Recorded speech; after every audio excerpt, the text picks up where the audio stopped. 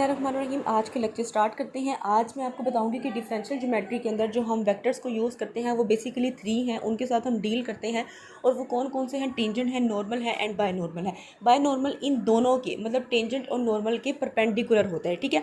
अब हमने डिस्कस क्या करना है इसके अंदर, हमने इनका रिलेशनशिप देखना है कि इनका आपस में रिलेशनशिप क्या है। और जो मैंने सर्कल आपके सामने ड्रॉ किया है, जो इसमें डायरेक्शन मैंने आपको बताई हुई है, ये आपको मदद देंगी इनकी डायरेक्शन याद करने में, ठीक है।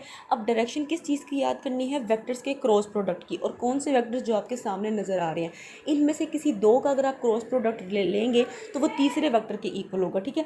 अब उस तीसरे वेक्टर के साथ प्लस आना है या माइनस आना है, वो आपको ये जो डायग्राम मैंने आपको बना के दिया है इसकी मदद से जो है वो आपको समझ में आएगा या फिर आप जो है याद रख सकते हैं। जैसे अब देखिए सर्कल की जो डायरेक्शन है वो क्या है, एंटी क्लॉकवाइज, ठीक है। अब मैं टी क्रॉस एन लेती हूँ तो टी क्रॉस एन देखिए, टी से एन तक जाएँ तो वो एंटी क्लॉकवाइज ही बनता है। इसका मतलब टी क्रॉस एन जो है वो बी ही होगा, थर्ड वेक्टर आएगा, ठीक है।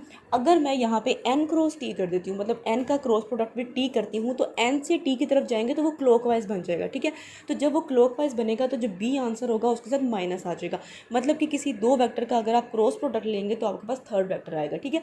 तो ये जो आपके पास डायग्राम मैंने आपको बना के दी है ये आपकी हेल्प करेगी आगे कैलकुलेशन के अंदर। जब हमने वैल्यूज़ पुट करनी होगी किसी भी किसी भी टू वेक्टर्स के क्रॉस प्रोडक्ट के अंदर, जब हमने वैल्यू पुट करनी होगी और साथ जो है वो हमने साइन लगाना होगा, तो वहाँ पे जो है वो ये यूज़ होगा। तो आपने इसको याद रखना है।